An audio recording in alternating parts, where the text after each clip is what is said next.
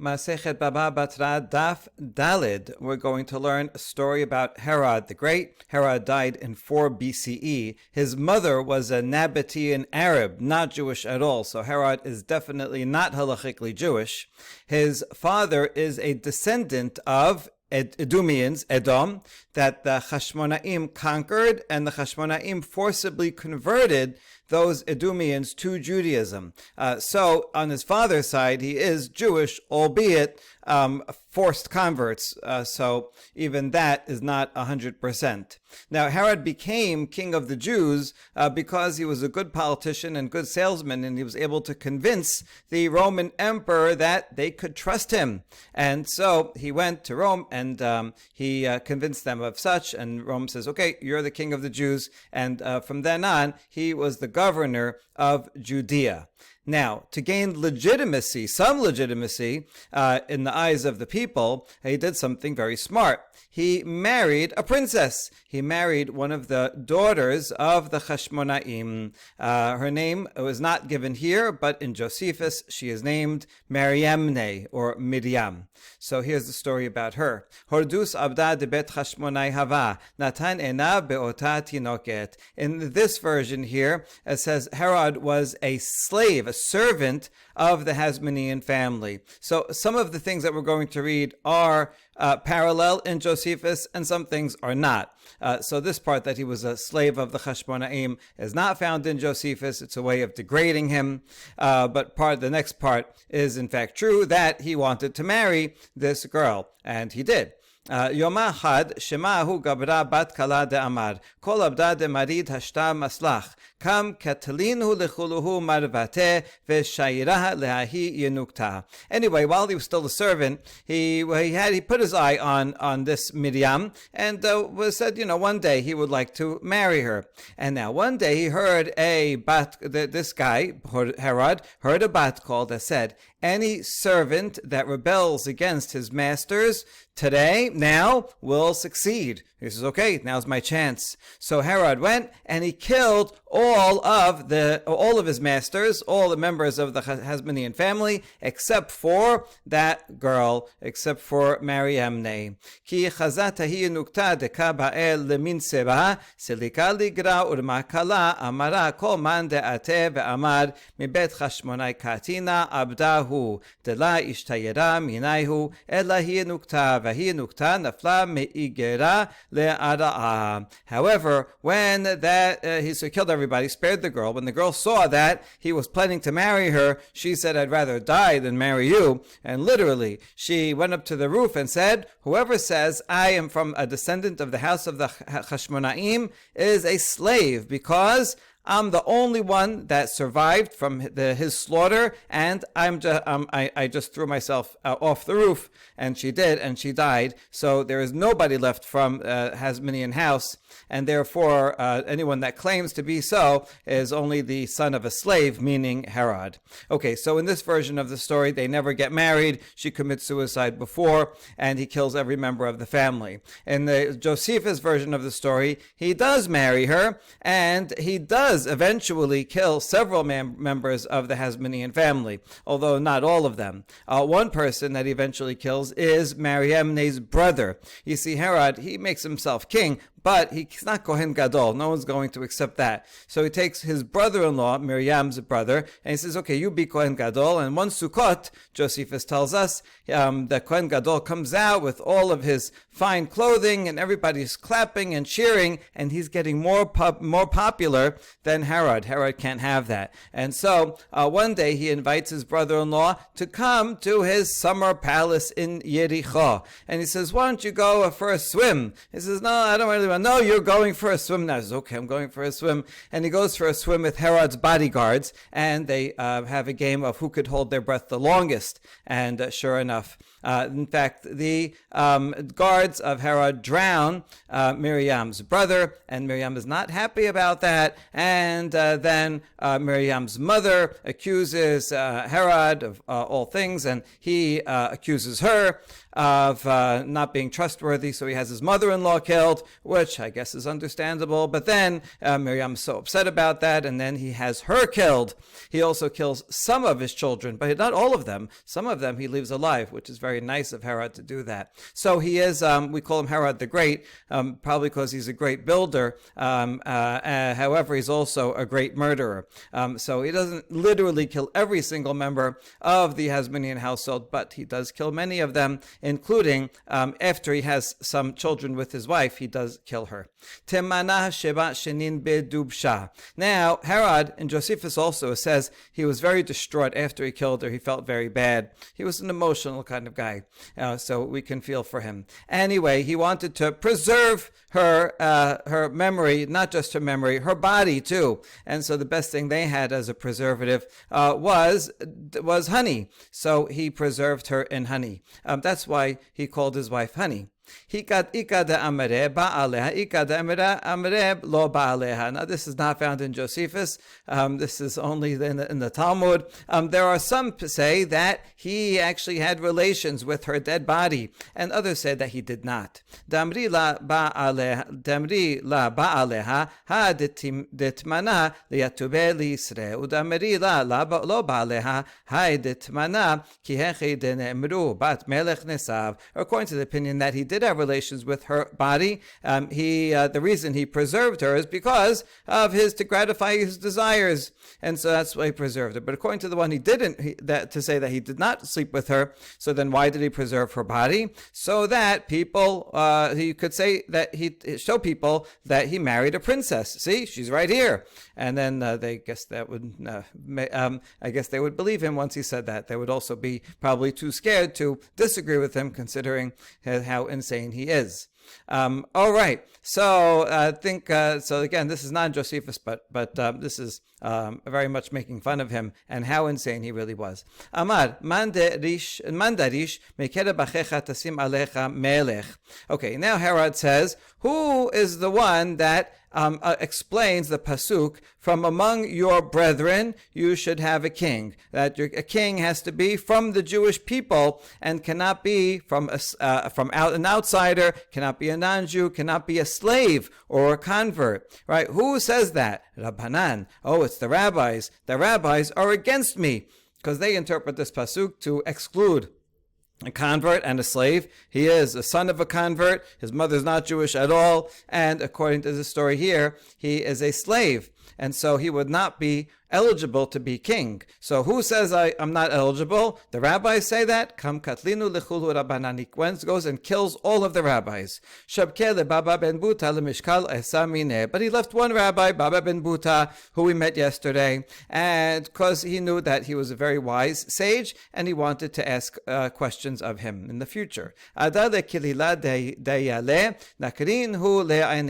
this Baba ben Buta, he tortured. He put a garland of porcupine hide on his head, and they plucked out his eyes. Others say that they were leeches that he put on his face. Either way, Herod blinded Baba ben Buta. Yoma had ataviteb kameh amad hazemor hai abda bisha maika abid. One day, Herod, disguising himself, well, he didn't have to disguise himself because Baba ben Buta was blind, but he didn't say who he was. He came and sat down next to Baba ben Buta, and he said, do you see this this evil slave, right? What he's doing? Referring to Herod, right? He's like, Baba, you see the King Herod? What a terrible person he is, and he's a slave. Amale maya bidle. So Baba Bubuta says, oh, what can I do? Right? What does that have to do with me? What can I do about it? Amale nitnatleyemod. Why don't you curse him? You're a powerful sage. You could give him a curse. Amale ketiv gam b'ma'ada'acha melech al tekalel. Baba Ben Buta says, no, I can't. Pasuk in Kohelet says, do not curse a king, not even in your thoughts, certainly not out loud. No, it can't do that. But he's not a legitimate king, Herod is saying about himself, but not revealing. And Baba ben Buta says, even if he were only a rich person and not a king, still I could not curse him, because look at the rest of that pasuk. Even in the privacy of your bedroom, do not curse a rich person. These are powerful people, and who knows, even if in your thoughts, even in private, who knows how it might come out. They might hear it, and they might retaliate against you. So better not to do that. And even if he's not a rich person, but he's just a leader, the pasuk now to Sefer Shemot, it says, do not curse a leader among your people, be'amecha. So no, I'm not going to curse him. Now Herod's still instigating. He was trying to find dirt, to implicate Baba ben Buta and to see that he's not loyal. Herod apparently is well versed in rabbinic derashot, and he says, no, see, ba'amecha, only a leader that is among you, meaning that he is with you regarding his actions. He's shomer mitzvot. He follows the commandments. And this king, he doesn't act like a Jew. It doesn't follow the Torah. So therefore, you're allowed to curse him. Babunta says, no, I'm afraid of him. And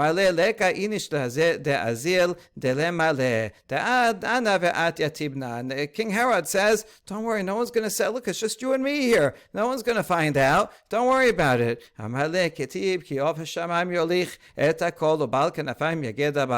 Babunta won't budge. He says, quoting another pasuk in the same continuation of that pasuk in Kohelet, he says, a bird of the sky shall carry the sound, and that which has wings shall tell the matter. You never know how rumors can get out. I wonder if Baba ben Buta had an inkling that maybe this is King Herod himself or a spy on his behalf, so he was very careful. And then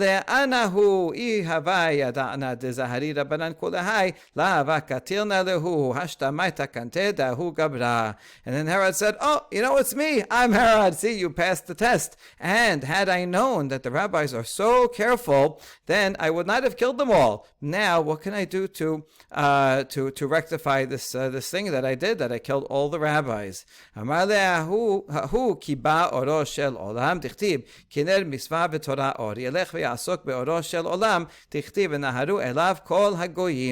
Babuta says, he, meaning you, Herod, you extinguished the light of the world, as it says that mitzvah is a lamp and Torah is light, and you killed all the rabbis and extinguished the light. Therefore, you should go and fix something and bring back the light into the world, and that's by rebuilding the Bet HaMikdash. As it says about the Bet HaMikdash, that all the nations will flow towards it. The word venaharu it comes from like a river. Everything flows towards it. However, nehora in Aramaic means light. So this will be a light unto the world. So by building the Bet HaMikdash, you can rectify your sin.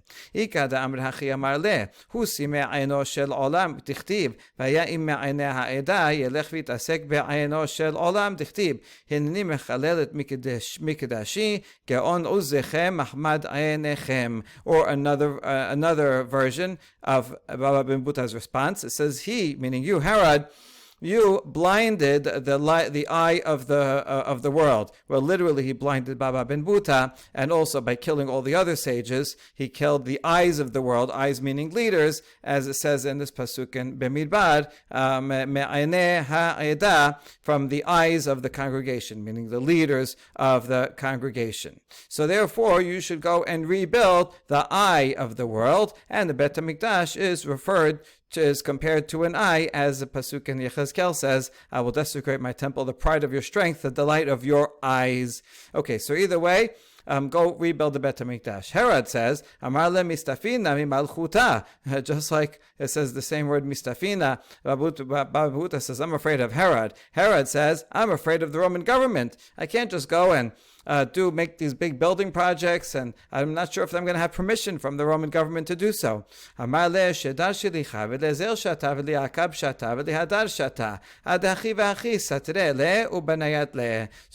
says, listen, I have some advice. You send a messenger to ask permission to build the Bet HaMikdash. Now, it's going to take a year for the messenger to get all the way from Israel to Rome, and then he'll stay there in Rome for a year because he has to meet with everybody and do his business, and then it'll take him a year to get back. So that's 3 years altogether. In the meantime, you can demolish the current Bet HaMikdash and build the new one, and it'll already be done, right? So it may as well. And then if they say come back and say yes, you can, you're good. If they say no, you can't do that, he says, oh, I already did it before. You told me not to, and that way you can get away with it. So Herod said, good idea.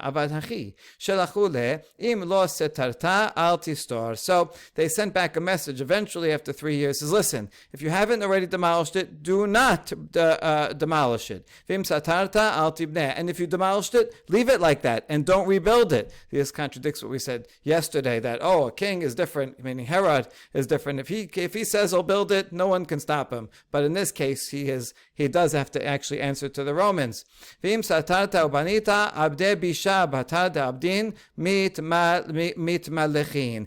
if you demolished it and already rebuild it, then we're going to count you among those who act wickedly, that you ask permission only after you act. Right? Act first, ask permission later. Not right. It's not the right thing to do. Even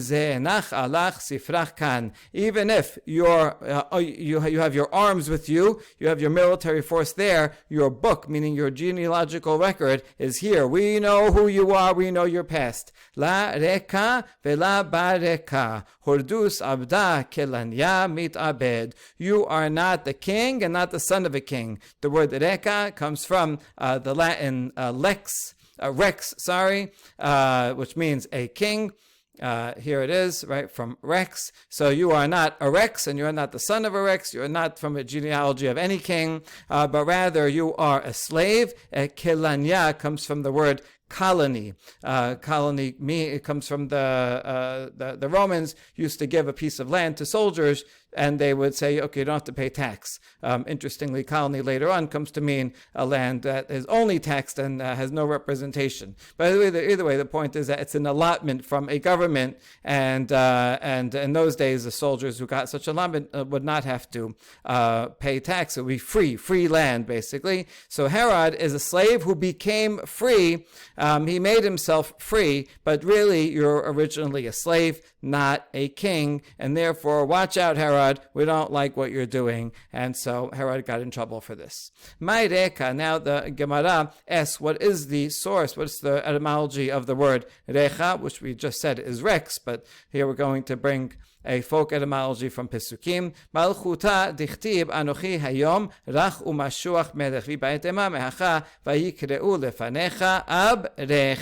Either from Sefer Shemuel, it says, today I am tender, I am today a tender and anointed king. So it says rach, meaning, and it's parallel to king, so rach means king. Or you can learn it from here, Yosef is called abrech, a father and a king, when he becomes viceroy to the king. Amri, mi shelo ra'a binyan hodos, lo ra'a binyan na'emi yamav. And now the rabbis praise the second Bet HaMikdash that Herod built, which is quite interesting, because even though Herod was very evil, not Jewish, not, all kinds of anything bad you can say, you want to say, you can say about him. And so you might think, well, then his actions are also bad. And since he's not legitimate, maybe you'd say the Bet HaMikdash is also not legitimate. But the rabbis did not think of it that way. And that's why they have here Baba ben Buta giving him advice, saying, yes, you should rebuild it. And the rabbis are hereby authorizing and saying the Bet HaMikdash was legitimate, even though the person who built it was not, and so you can separate the artistry from the artist. Okay, and so they praise it by saying anyone who has not seen Herod's building has not seen a beautiful building in his life. What did he use to build it? He used white and stones of white and green. And others say, no, it was blue and white and green marble. And he didn't make the wall straight. He alternated these different colors. But furthermore, some layers would stick out a little and some in a little. Why did he do that? So the plaster would hold better by it being not totally straight but bumpy.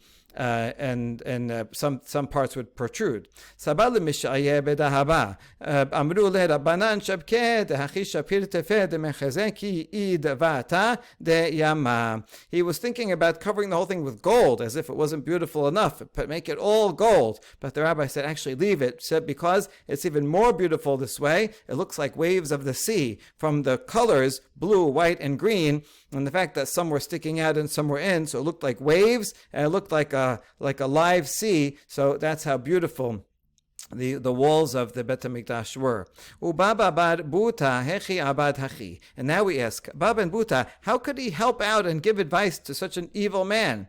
V'amar Rav Yehuda amar Rav item Rabbi Yehoshua ben Levi mipnei ma ne'enash Daniel mipnei shehesi asad Nebuchadnezzar. After all, Rav said, and some say Rabbi Yehoshua ben Levi, why was Daniel punished? Because he gave positive advice to Nebuchadnezzar, who was a very evil king. He destroyed the Bet HaMikdash. Shene'emar, Lahen Malka Milki Yishpad Alach Vechata'ayich Bistaka Peruk Ve'avayatach B'michan Anyan Hen Teheve Archa Lishlev Tach Ve'gomer Uchtiv Kola Meta Al Nebuchadnezzar Malka Uchtiv Ve'liksat Yarchin Tere Asar. Pasuk regarding Daniel says that Daniel told Nebuchadnezzar, King, I have good advice for you. You can redeem your sins with charity, your iniquities with graciousness to the poor, and then you'll have the lengthening of your prosperity. So he tells Nebuchadnezzar, do good deeds, and then you'll be successful. And says further that all the things that Nebuchadnezzar dreamed about, the bad things that he dreamed about came upon him, the various punishments, but they came only at the end of 12 months. So by what did Nebuchadnezzar merit that he was okay for 12 months and delayed his punishments? Because Daniel gave him this advice of helping the poor, and that's how he was able to do so. And this is not good. Daniel should not have given helpful advice to such an evil person. So if Daniel was punished for that, then how could Baba ben Buta help another evil person like Herod by giving him good advice about how to rectify all the sins that he did? He killed all the rabbis. Do you think he deserves to have to make teshubah?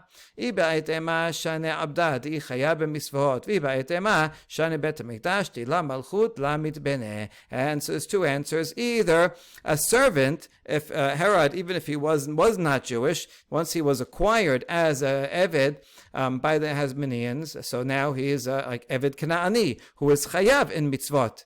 Most mitzvot, and so therefore, it's unlike Nebuchadnezzar, who is not Jewish at all, so who don't give him advice. But Herod, who now is chayav mitzvot, so that's why Baba ben Buta wanted to help him make teshuvah. Or the Bet HaMikdash is different, because if the government would not build it, then nobody would be able to build it. So there was no other way to get the Bet HaMikdash rebuilt. Maybe it was crumbling, it was in need of repair. And so this was the only way to get it done, and so that was worth it. Now, where do we see that Daniel was punished?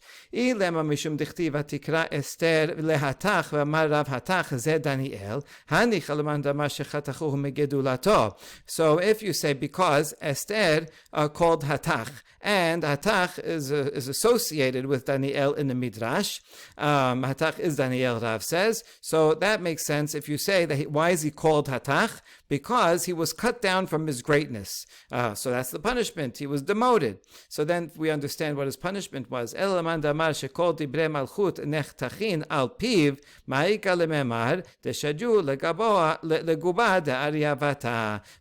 if some say that he was called Hatach because all government matters were determined. He decided the final cut. Made the final decision. So that means he was elevated, not demoted. So then where was the punishment? And the answer, that is when he was thrown into the lion's den. Even though he miraculously survived, still, it's a pretty scary experience. And so being thrown in, that was a punishment for having helped and given advice to Nebuchadnezzar. Now we go back to the Mishnah, and Mishnah said, Hakol keminhaga medina, that you always have to build a wall according to the regional custom. Hakol atuyemai, latuyatradanihi behusa vedafna. Why does it have to say hakol, everywhere? That's to include a place where the custom is to build a pretty flimsy wall with just palms and branches. Then in that place, that's how they make it, without stones or bricks. Then that's what they can force each other to build. Now,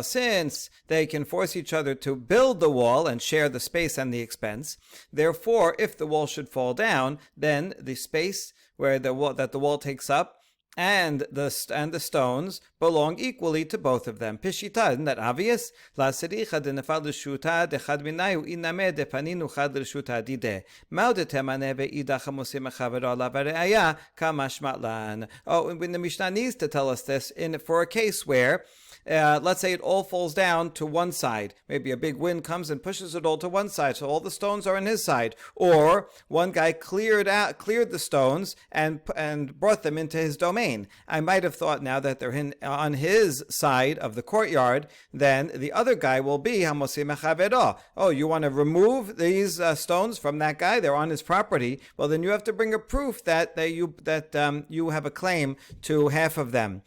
So therefore, the Mishnah comes to teach us not so, because this wall was there and they forced each other to build the wall in the first place and they shared the expenses in the first place. Therefore, right now, it doesn't matter where the stones happen to fall, you can go and split it equally. V'chen bigina makom shenahagu ligdor mechayavin oto. Hagufa kashya. Amat v'chen bigina makom shenahagu ligdor mechayavin oto. Hasetama en mechayavin oto. The Mishnah goes on and says that the same law that's true for a courtyard is also true for a garden, a place where the custom is to build a wall, then they can force each other. However, it says aval, in a field, a place that is not where there is not a custom to build a wall, then one cannot force the other two. So now we're going to ask about these two statements. They seem to contradict each other. These two statements back to back in our very Mishnah. First you say, and so too in a field.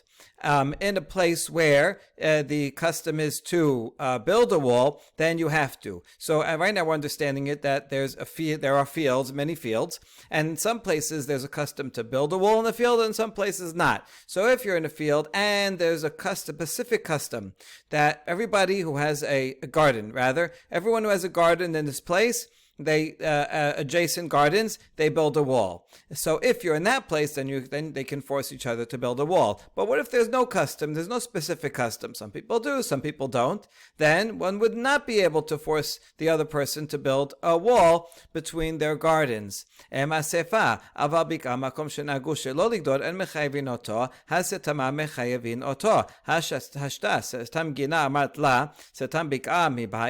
but the next clause says, however, in a field, if you're in a field, now we're understanding it as in a field where there is no custom not to build a wall. Most people have fields around here. They don't build a wall. They don't around their field, and other people can look in. In that case, we cannot force a neighbor to share in building a wall between this person's field and the other person's property.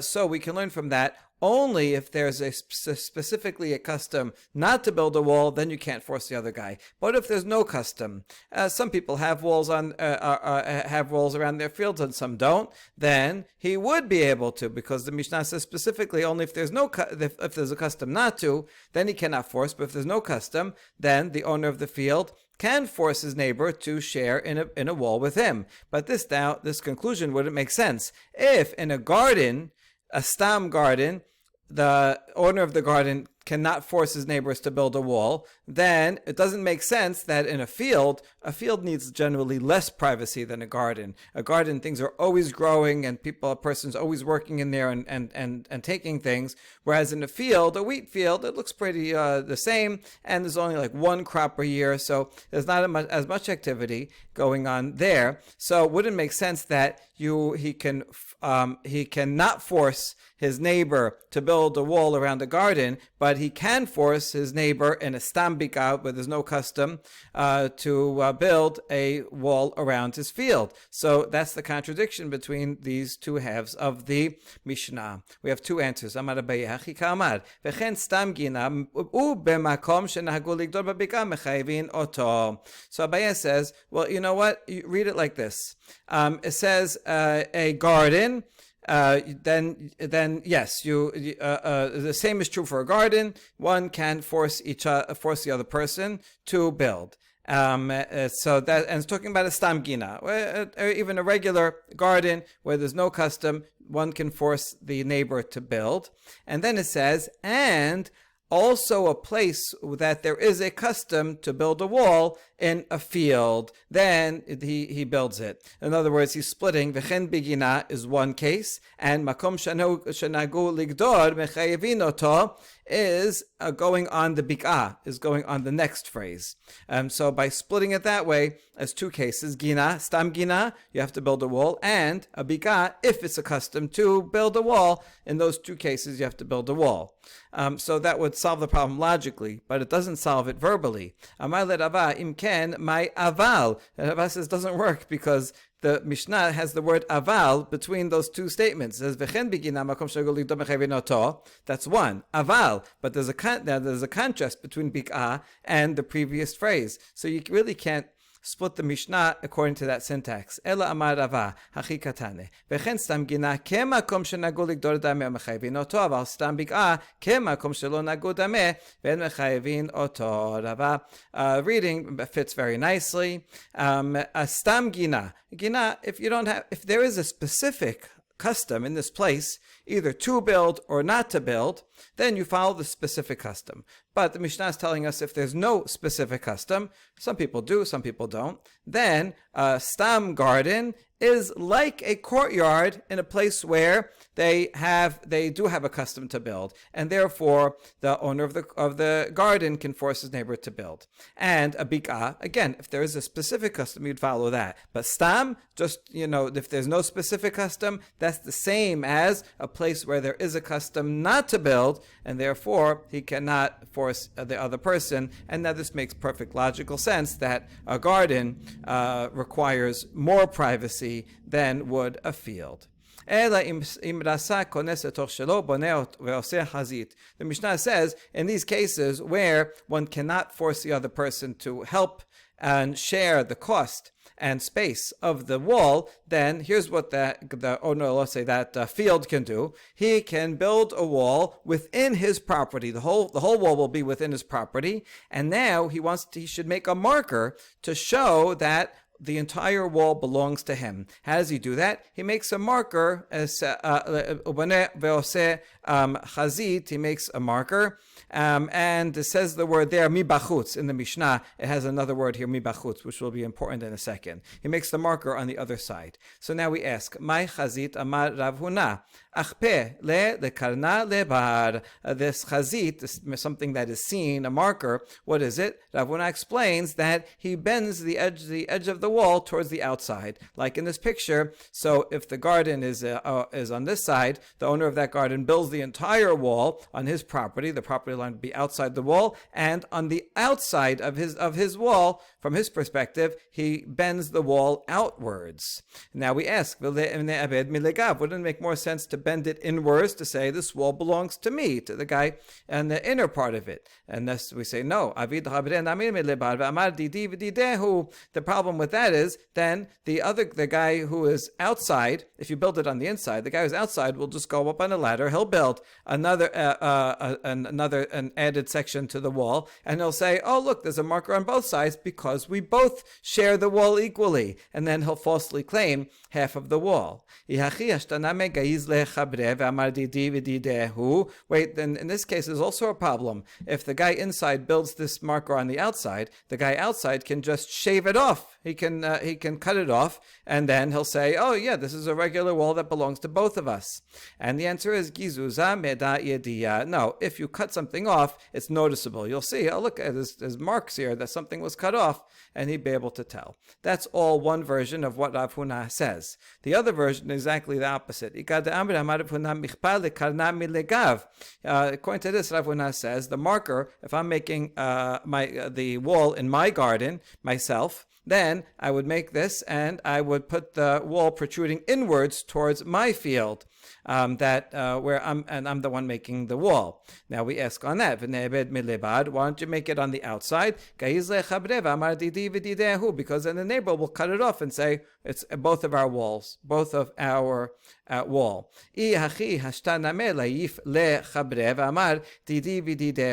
Well, in this case also, we'll have a problem that the outside neighbor will build an extra layer over here and claim falsely that the wall belongs to both of them. And the answer to that is lipufa meda yediya. If you add something that's noticeable, you'll see this is not the original part of the wall. Look, you just stuck this on.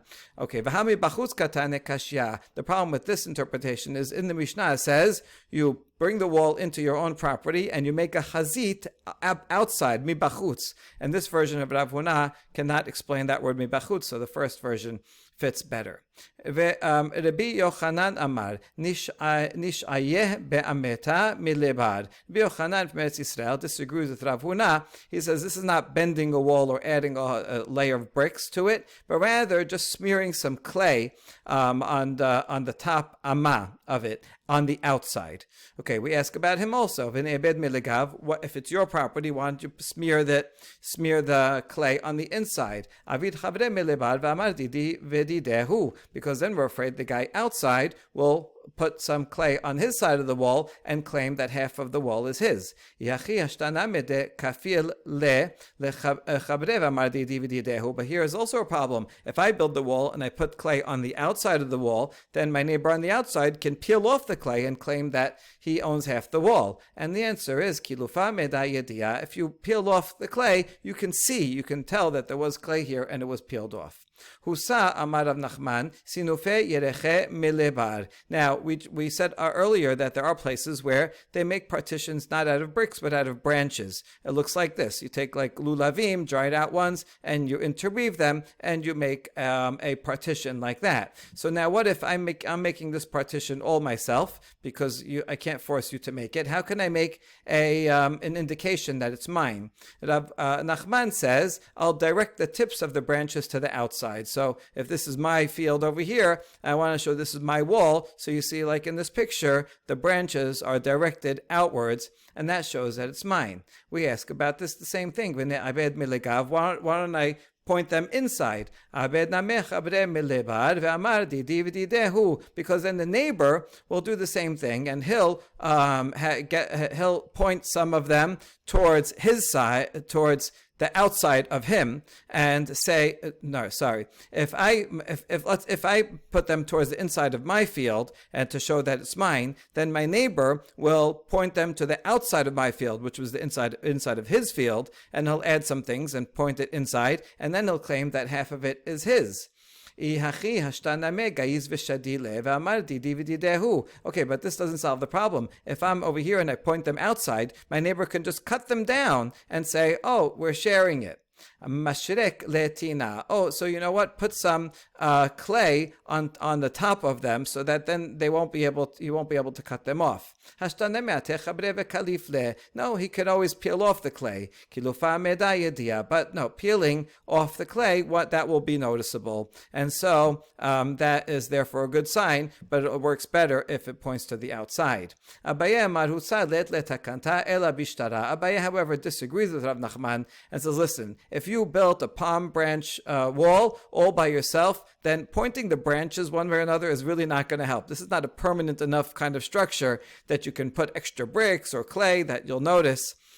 This is just branches that's easy to peel off and to cut off. Rather, the only way to indicate that this entire thing belongs to you is through a document. Write up a document with witnesses and says this wall is mine, and then you'll know for the entire time in the future the document will be proof that the building material and the space that it's on all belong to you. Finally, we quote the end of the Mishnah. It says, Aval im asumi shenehem. If you're in a place where the custom is not to build a wall, but they both agree to build a wall, and they want to indicate that they both shared in it, then they can simply make a marker on both sides of the wall. Now we ask, Amar le Rava mi parzika le Rava she lo yasu lo lazeh velo lazeh.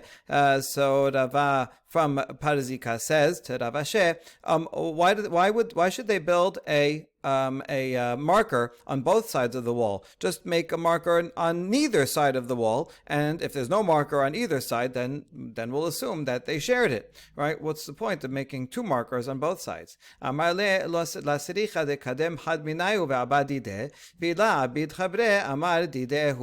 says, you're right. Really, if they're cooperating and they're both building a wall, but it's a place where they don't usually build a wall, then neither should make a marker. The same as if it's a place where their custom is to make a wall and they can force each other. So either way, don't make a marker. But what is this Mishnah teaching us? It's telling us that, let's say they both build a wall. Okay, fine, they should leave it empty. But what if one of them is a wise guy and he goes and puts a marker showing that, oh, this wall belongs to me? In that case, the neighbor, what should he do? He should make a marker on the other side showing that the wall half belongs to him as well. So this is a remedy for a wise guy neighbor.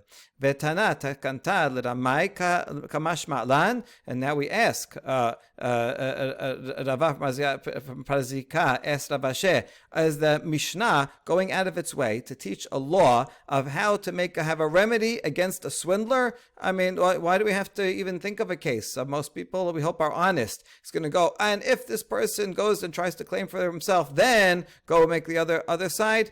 It's not usual for the Mishnah to go and give advice when one person does something that he shouldn't have done in the first place. Amar le v'resha alav takanta l'ramai hu. Rav Ashi says, wait, the resha is also a remedy for a swindler, right? In the first cases where, let's say I built a wall all by myself on my side because it's a place where the custom is not to build a wall. So then I says I should build a marker that this is mine. Why do I have to build a marker? Because I want to prevent my neighbor, who's a swindler, from claiming that it's his wall or it's half of his wall. So that case also is giving you a remedy against a swindler.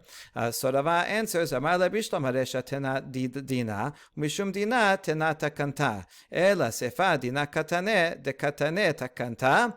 It makes sense in the resha. First, it gives a law. The basic law is, if I build a wall all by myself because I'm in a place where the custom is not to, and I put it all on my side, so then I have to build it all by myself and put it on my side. Since it's telling me that's the law, because I have to know that, then it says, oh, and by the way, here's a remedy to make sure that no one comes to steal it.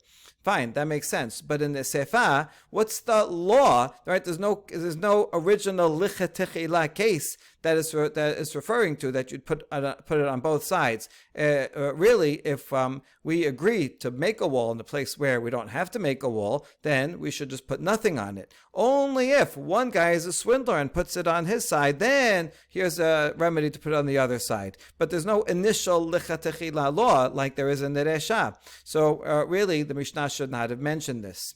Amar Ravina hacha behuse askina napokim medabaye damar husa let letakanta ela bishtara kamashmalan de bechazit segya. Ravina answers a different answer completely, that this last paragraph of the Mishnah is talking about a wall made out of palm trees. And this is coming to exclude the opinion of Abaye, who he said over here. Abaye said that with palm trees, there is no way to indicate just by a marker if it belongs to one side or the other side. Rather, the only way to do it is by writing up a contract. So my understanding of this paragraph of the Mishnah is that it's excluding, saying Abaye, that's not true, because this whole paragraph of the Mishnah is talking about a palm tree wall, and is teaching us that with a marker that suffices. And if you want to make a marker on one side, that would be good. On the other side, that would be good. If you put it on both sides to indicate that they share it, right? It's showing that you can make markers on palm branch walls. Baruch Adonai Leolam. Amen v'amen.